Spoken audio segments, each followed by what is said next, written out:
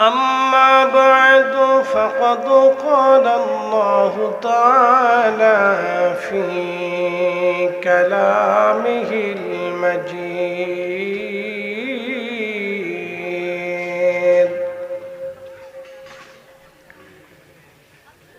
كما أرسلنا فيكم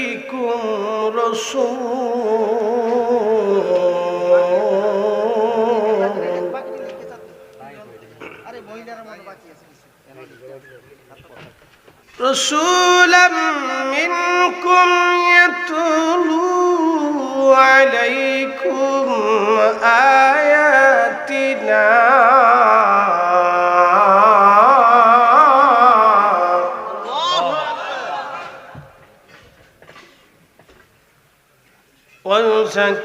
ويزكيكم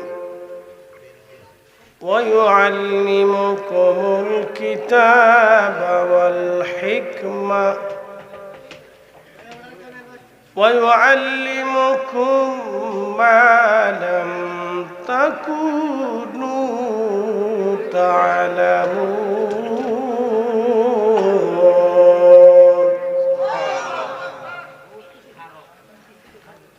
وفي آيات أخرى في شان حبيبه إن الله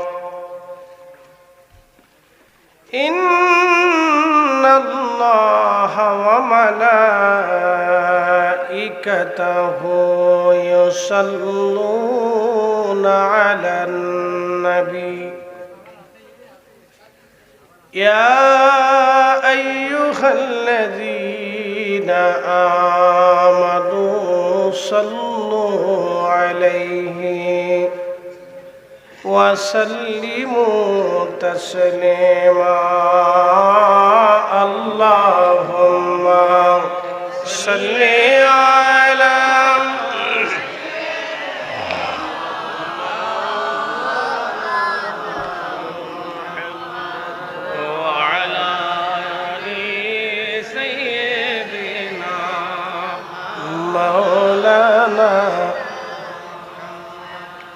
নবীর ইশকে যার দিল ভাই এ ভুবনে কাঁদে না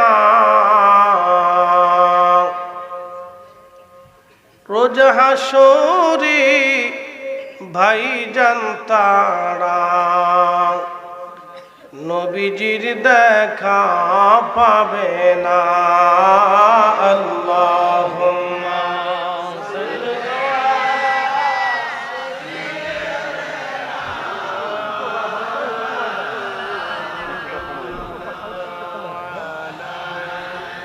আলি সাইয়্যিদানা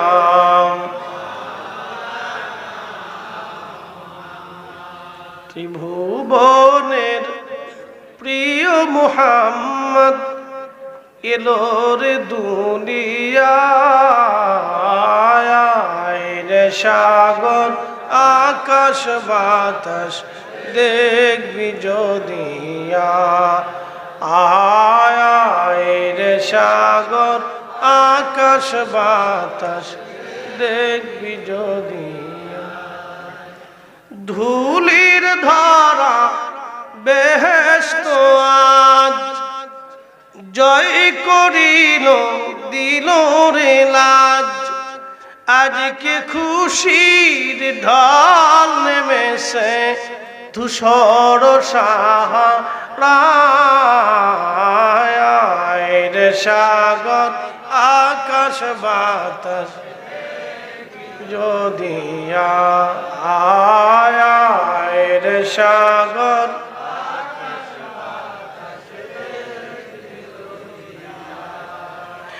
দেখ আমিনা মায়ের কোলে দোলে শিশু ইসলাম দোলে ঠিক কিনা কচি মুখের শাহাদাতের বাণী সে শোনায় রে সাগর আকাশ বাতাস যদিয়া সাগর দেখবি যদি সালাতুন ইয়া আলাইকুম সালামুন ইয়া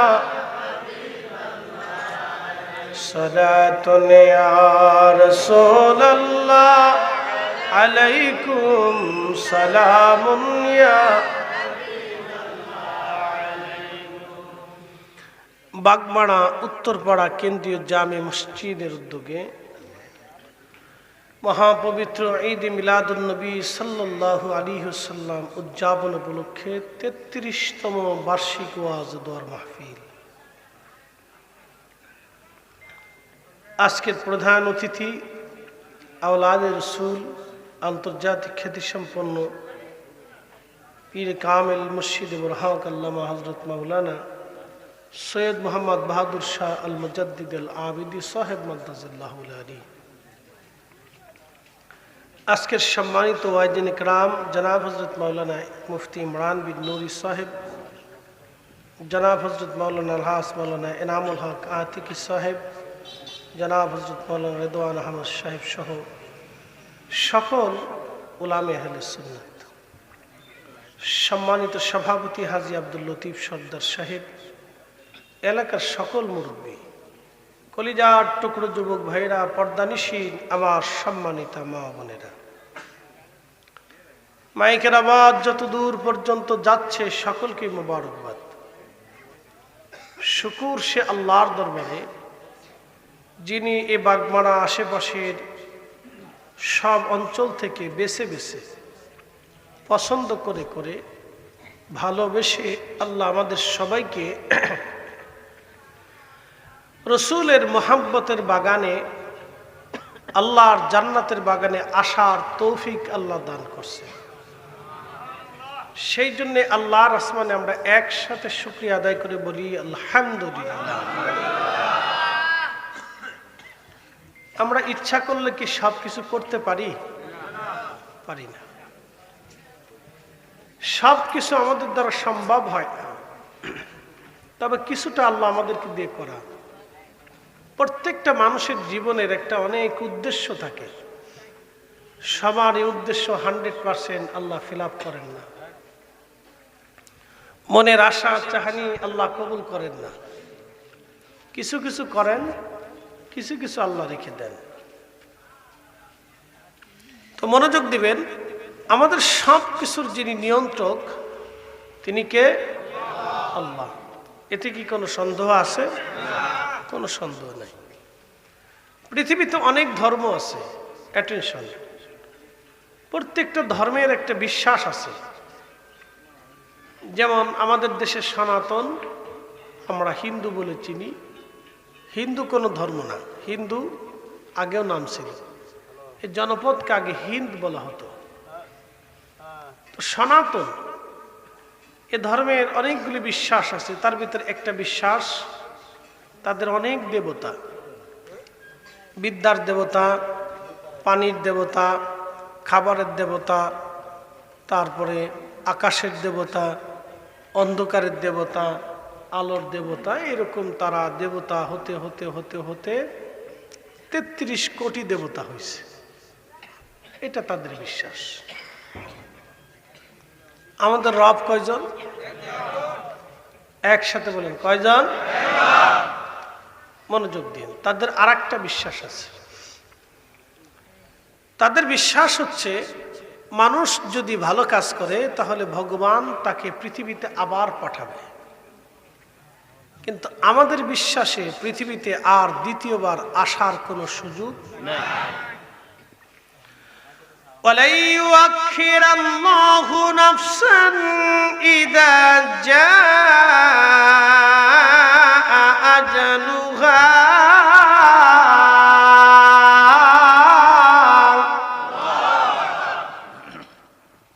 হে মানুষ, হায়াত শেষ হলে পৃথিবীতে থাকার সুযোগ নাই।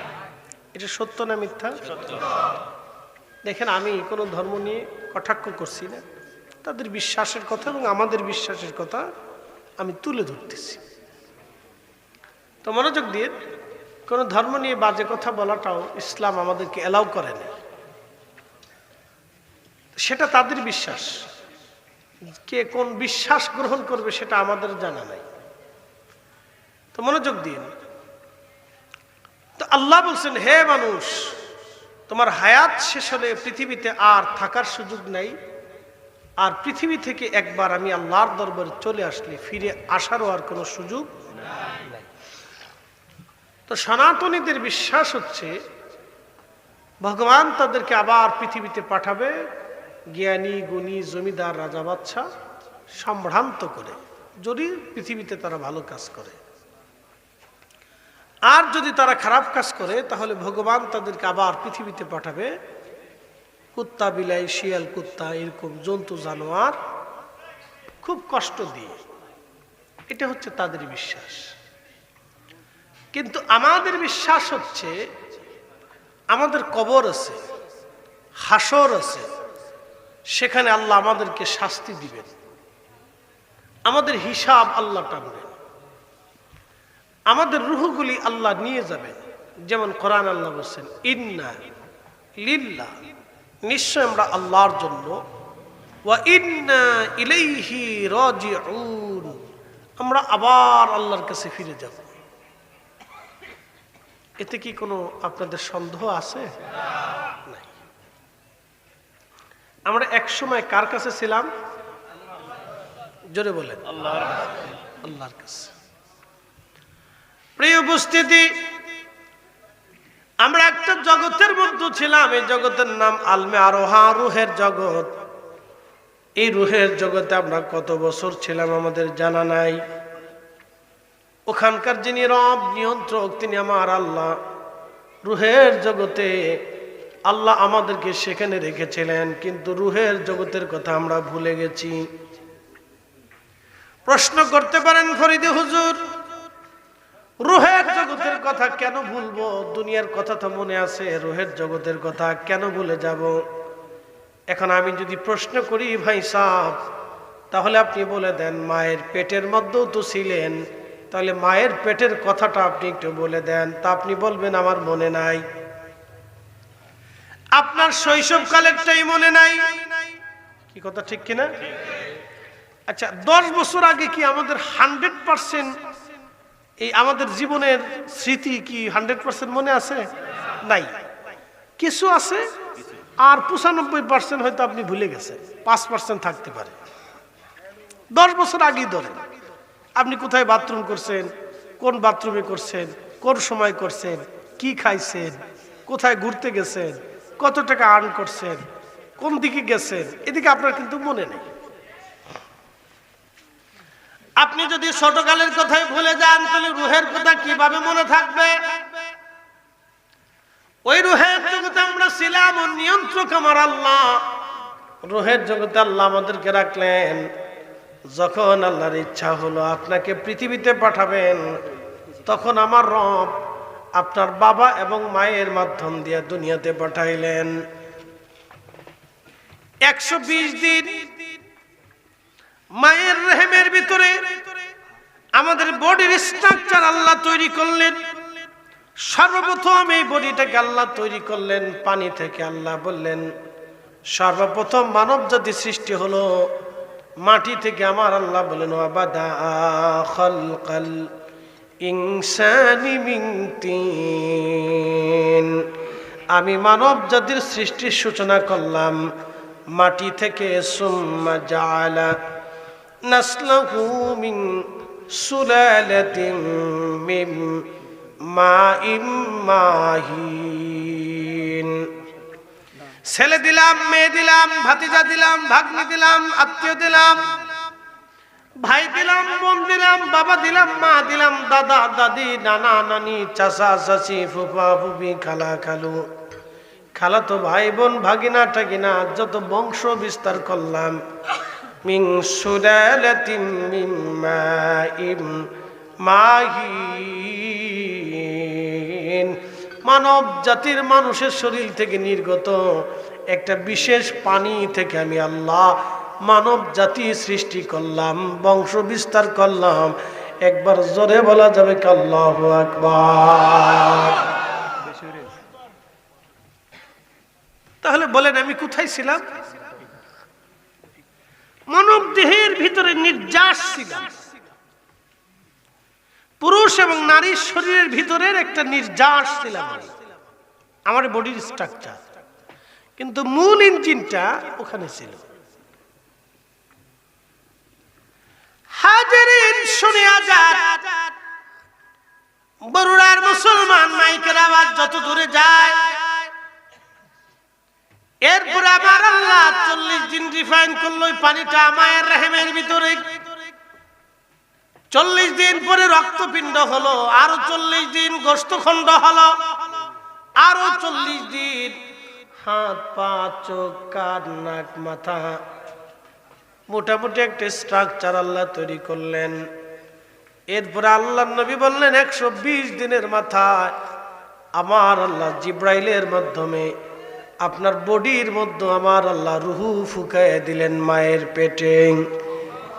আস্তে হয়ে গেল না, জোরে বলেন।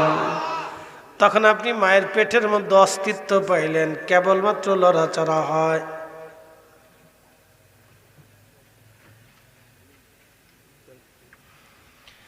কেবলমাত্র লড়াচড়া, মায়ের পেটের ভিতরে কেবলমাত্র লড়াচড়া হয়। বরুড়াবাসী কিছুই ছিলাম না, আল্লাহ আমাদেরকে অস্তিত্ব দিলেন, শক্তি দিলেন, মায়ের পেটের মধ্যে লড়াচড়া হয়। তখনই যখন আল্লাহ রুহু ফুকায় দেন দেহের ভিতরে, আবার যে আল্লাহ রুহু ফুকায় দিয়েছেন সে আল্লাহ কিন্তু রুহুটাকে নিয়ে চলে যাবেন, ঠিক কিনা? খাসার ভিতর চিন পাখি কেমনে আসে যায়, ও ধরতে পারলে মনোবেরি দিতাম পাখির পায়।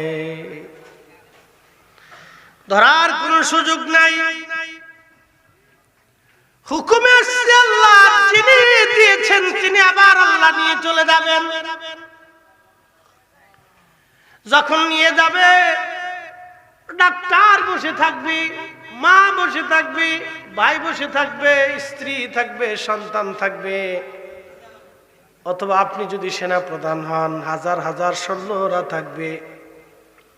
লক্ষ লক্ষ সৈন্যদের ভিতর থেকে যিনি আপনাকে নিয়ে চলে যাবেন, আল্লাহ কোরআনে বলে দিলেন হাবিব উম্মতকে জানান, কুল ইন্নাল মাউতাল্লাযী।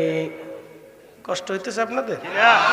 শুনেন, আমার ওয়াজে কিন্তু ধৈর্য লাগে। আরে আমার ওয়াজ যারা শুনে তারা হলো পারফেক্ট লোক, আওলা জাওলা নাই। আমি নিজেও আওলা জাওলা বক্তা না, আমার শ্রোতাও আওলা জাওলা না। কথা বলে রাখবেন, আমার শ্রোতাও খুব একবার সুস্থ মস্তিষ্কের, আমিও সুস্থ মস্তিষ্কে ওয়াজ করি, আওলা জাওলা নাই। আমার শ্রোতাও আওলা জাওলা নেই, এই জন্য আমি আওলা জাওলা ওয়াজ করি না, শ্রোতাও আওলা জাওলা নাই। খুব মনোযোগ দিয়ে আওলা জাওলা শ্রোতা বুঝছেন, জলটু ফুলটু মন্টু সন্টু, কথা বুঝছেন নাই আপনারা? আওলা জাওলা নেই, এই জন্য আমারটা খুব ধীর স্থিরতার সাথে ধৈর্যের সাথে বসে বসে শুনতে হবে। যা বলবো শিখার মতো বলবো, বুঝার মতো বলবো, জানার মতো বলবো, না হলে শুধু মিলাদ করে চলে যাবো।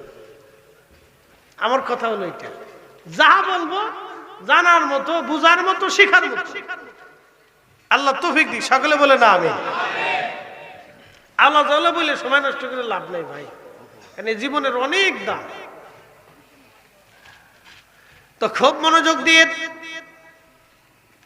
রব্বুল আলামিন ডাক দিয়ে বলেন, কুল ইন্নাল মাউতাল্লাযী তাফিরুনা মিনহু ফাইন্নাহু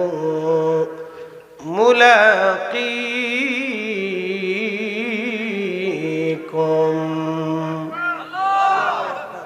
ও নবী, আমার উম্মতকে বলে দেন, মৃত্যু থেকে তারা পালায় পালায় পালায়। হুজুর বলে দেন মরণ থেকে পালাইতে পারবে না, এই মরণ তার সাথে মোলাকাত করবে। আচ্ছা আপনারা বলেন তো, যখন রুহ আল্লাহ নিয়ে চলে যান রুহটাকে কি দেখা যায়? অথচ 40 বছর আপনার বডির ভিতরে, কি কথা কন না কে? আমার পাশে ভাইজান, আমার পাশে দুইজন আলেম, শুধু স্ট্রাকচার দেখতেছেন কিন্তু ভিতরে জন দেখা যায় না। কি কথা কন না কে? ঠিক কিনা? শুধু স্ট্রাকচার দেখা যায়, বডি দেখা যায়। এটা টাটা কোম্পানি। বডিটা বাংলাদেশে তৈরি হয়, ইঞ্জিন আনা হয় ভারত থেকে। আমাদের বডি হয় মায়ের পেটে, ইঞ্জিন আনা হয় রোহের জগৎ থেকে। 4 রঙের মশলা দিয়া যে কইরাছে তোর গঠন, 4 রঙের মশলা দিয়া। আগুন পানি মাটি বাতাস একই যোগে করিয়া প্রকাশ। আগুন পানি মাটি বাতাস একই যোগে করিয়া প্রকাশ। একসাথে বলবেন আল্লাহু আকবার। দেখিলি না তুই কইরা তালাশ, ওরে দেখিলি না তুই কইরা তালাশ, কোন জায়গা সে মহাজন। ঠিক কিনা? 4 রঙের মশলা দিয়া যে কইরাছে তোর গঠন, 4 রঙের মশলা দিয়া।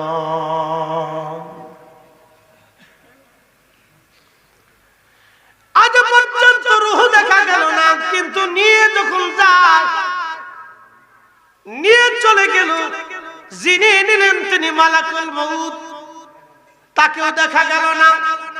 ঠিক কিনা? যার হুকুমে নিল তিনি রব্বুল আলামিন, তাকেও দেখা গেল না। এখানে এসে প্রশ্ন নাস্তিকদের সাথে। নাস্তিকরা বলে সবই একা একাই চলে।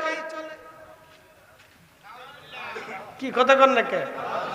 নাস্তিকরা বলে কোনো মালিক নাই, প্রভু নাই, স্রষ্টা নাই, কিচ্ছু নাই, প্রকৃতির নিয়মে চলে। তাহলে প্রকৃতির নিয়মে যদি সবই চলে, তাহলে মরা দেহটা চলে না কে? কি কথা কন না কে?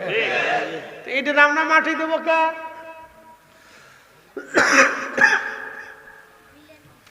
নাস্তিকরা কোথায় ভুলের মধ্যে আছে দেখে যান। নাস্তিকরা বলে সবই প্রকৃতির নিয়মে চলে।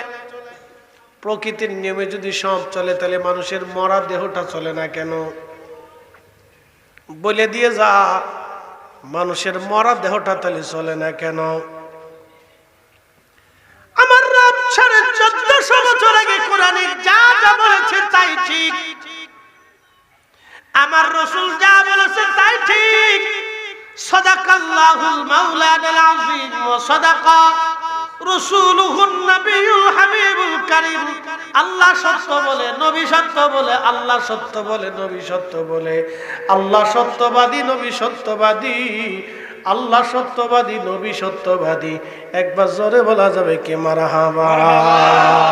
নারে তাকবীর, নারে রিসালাত, নারে গাউসিয়া, আহলে সুন্নাত ওয়াল জামাত, আল্লামা ফরিদি সাহেব জিন্দাবাদ, জিন্দাবাদ। তুই আইছত কে? তুমি আইছত কে? লক্ষ্মীপুর থেকে বসছ? হ্যাঁ ঠিক আছে, তুমি কি লক্ষ্মীপুরে থাও না বট গাছের মাথায় থাও? কই থাও? মুরিদ কোন জায়গা? কেবল করে উজানি এখন জনপুরি। এরপরে কবা যে কোন পুরি আল্লাহ জানে, শেষে কবা কেরামত পুরি। হ্যাঁ তুমি দিন ইসলাম, তাই ঠিক আছে। তাহলে চুপচাপ বসে থাকতে হবে। হ্যাঁ, দিন ইসলাম কথা কয় না, দিন ইসলাম বসে থাকতে হবে। তো খুব মনোযোগ দিয়ে একই মানুষ, আমাদের জন্য পরীক্ষা। প্রশ্ন করতে পারেন ফরিদি হুজুর, ওরে আল্লাহ কেন এইভাবে করলো? আমি তার জবাব দিব, আল্লাহ যে রব, আল্লাহ যে সর্বশ্রেষ্ঠ শক্তির মালিক, তার বাস্তব প্রমাণ সে। ইচ্ছা করলে আমাদের যে কাউকে ওর মতো বানিয়ে দিতে পারে, এনি টাইম, এনি সময়, যে কোনো মুহূর্তে, এক সেকেন্ডের ভিতরে।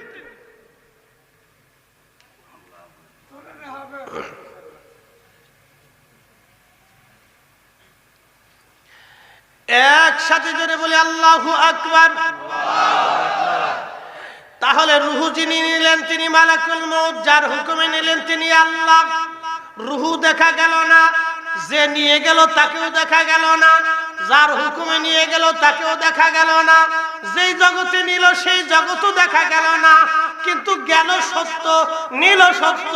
যিনি নিল তিনি সত্য, যার হুকুমে নিল সেও সত্য, যেই জগতে নিল সেই জগৎ সত্য, যাকে নিল সেও সত্য। কথা বলেন ঠিক না বেঠে? আল্লাহ চিনতে হলে বেশি দূরে যাওয়া লাগে না, আপনার নিজের দিকে তাকালে আল্লাহ চিনে যাবেন। অতএব নাস্তিকরা ভুল থিমের মধ্যে আছে, তারা অনেক বড় ভুলের মধ্যে আছে। 120 দিনের মাথায় আমার রব, আমার আল্লাহ, আমার আল্লাহ, আমার আল্লাহ ডাক দেখে জিবরাইল, বান্দার জন্য 4টা জিনিস তুমি বাধ্যতামূলক লিখে দাও। 1 নাম্বার, সে কোন জায়গা মারা যাবে, কোন অবস্থায়, কোন সময়, কোন মুহূর্তে, কিভাবে, তুমি বান্দার জন্য লিখে দাও। ওয়ামা তাদরি নাফসুম বিআইয়ি আরদিন তামুত।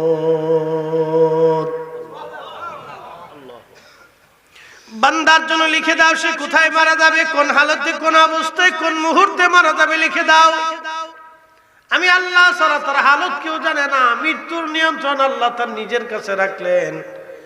এটা যদি আমাদের কাছে দিতেন তাহলে সর্বনাশ হয়ে যাইত। কিন্তু একটা কথা শুনে রাখবেন, আমাদের সবার জন্য আল্লাহ নির্ধারিত করে দিয়েছেন। আমার রসুলের জন্য ছিল অনির্ধারিত। আমার নবী যতদিন চাইতেন ততদিন হায়াত, নবী না চাইলে চলে যেতে পারতেন। একসাথে বলা যাবে আল্লাহু আকবার। পৃথিবীতে একজনকে আল্লাহ সুপ্রিম পাওয়ার দিয়েছেন, তিনি নবী। মুসা নবীর কাছে আজরাইল আইছে। আজরাইল কি জন্য আইছো? মুসা আলাইহিস সালাম আল্লাহ আজরাইলকে ডাক দেখে, আজরাইল কোন কারণে আইছো? আজরাইল ডাক দেখে আল্লাহর হুকুমে আসি নিয়ে যাওয়ার জন্য, আল্লাহর হুকুমে আসি নিয়ে যাওয়ার জন্য। আজরাইল আলাইহিস সালাম রে মুসা আলাইহিস সালাম একটা ঘুষি মারছে।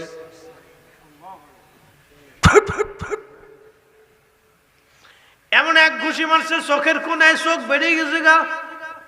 একসাথে বলবেন আল্লাহু আকবার। এটা আমি বলি নেই, সহিহ হাদিস বুখারী শরীফে, সূরা নাসির ভিতরে আসছে।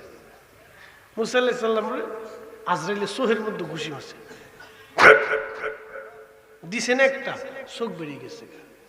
চোখটা ধরে লইয়া আল্লাহর কাছে গেছে। এখন প্রশ্ন করি, জবাব দেবে। আজরাইল কি মাটির তৈরি না নূরের তৈরি? এই আলো কি মাটি না নূর? তো আলো যদি নূর হয় তাহলে আপনি আলোরে ঘুষান তো, দিন বেড়ে ফিটাইতে থাকে, আলোর কি ফিটেনি লাগবো? তো মুসা আলাইহিস সালাম আজরাইলের ঘুষি মারলো, তো চোখ বেরিল কেমনে?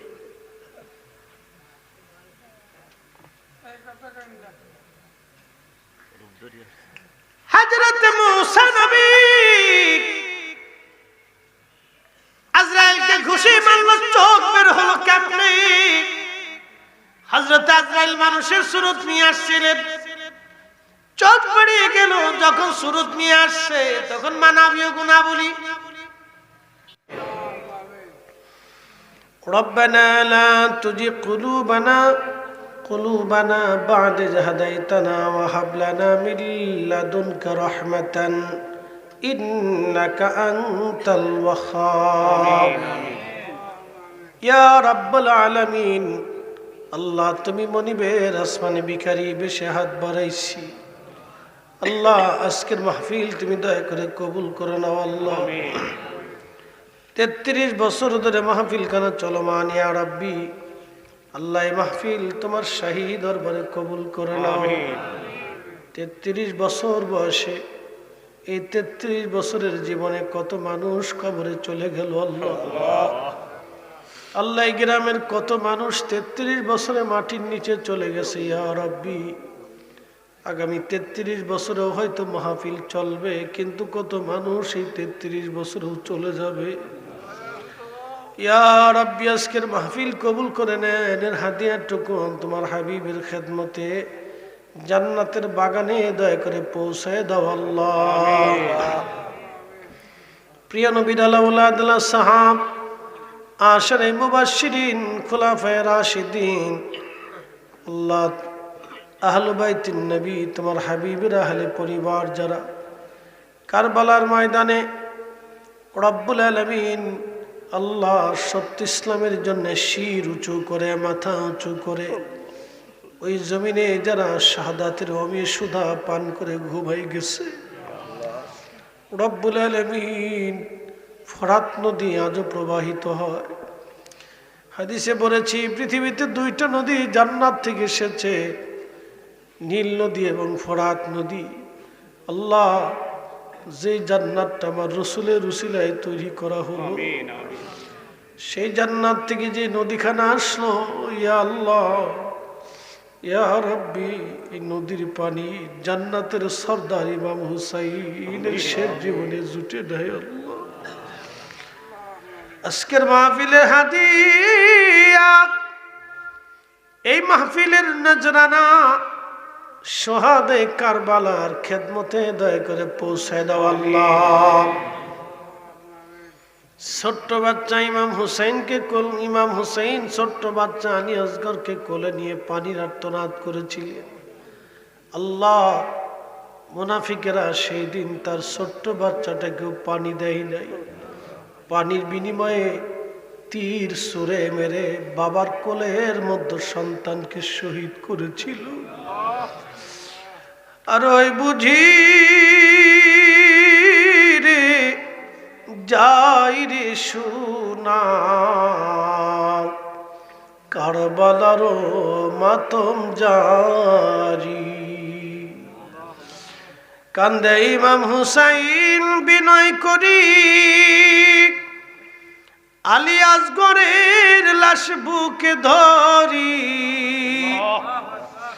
এক ফোঁটা পানি দিল না ওরা, বুকেতে তীর দিল মারি। আল্লাহ কাদরিয়া, চিশতিয়া, নকশবন্দিয়া, মুজাদ্দিদিয়া, হানাফি, শাফিঈ, মালিকি, আম্বলি, আল্লাহ চাঁদপুর কুমিল্লা থেকে শুরু করে চট্টগ্রামে 12 আউলিয়া, সিলেটে 360 আউলিয়া সহ আমার পীর মুর্শিদ আমার হুজুর কেবলা সহ জমিনের মাটির নিচে যত ওলিয়া উলিয়া পীর মাশায়েখ সুন্নি উলামা মাশায়েখগণ যারা কবরে চলে গেল, আল্লাহ সবার রূহে পাকে আজকের মাহফিলের হাদিয়া পৌঁছায় দাও। 33তম মাহফিলে হাত বাড়িয়েছি, আখিরি মুনাজাতে হাত বাড়াইছি। 33 বছর ধরে এই মাহফিল চালাইয়া যারা কবর দেশে চলে গেল, আল্লাহ কারো মা নাই রে, কারো বাবা নাই, কে জানি রে মাও নাই, বাবাও নাই। আমার ভাইজান বললেন হুজুর 7টা দিন আগে মা হারাইছি। রব্বুল আলামিন মা কি জিনিস, সন্তান যতদিন দুনিয়াতে থাকে সন্তান মা বুঝতে পারে না, যেদিন মা দুনিয়া থেকে চলে যায় বোঝা যায় মা কি জিনিস।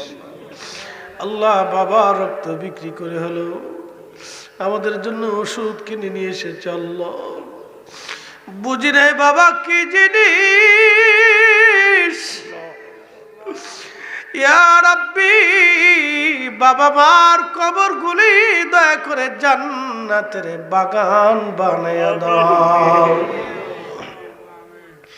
আল্লাহ প্রবাস থেকে আমার ভাইরা অর্থ দিল, বিদেশের বাড়িতে ওরা থাকে।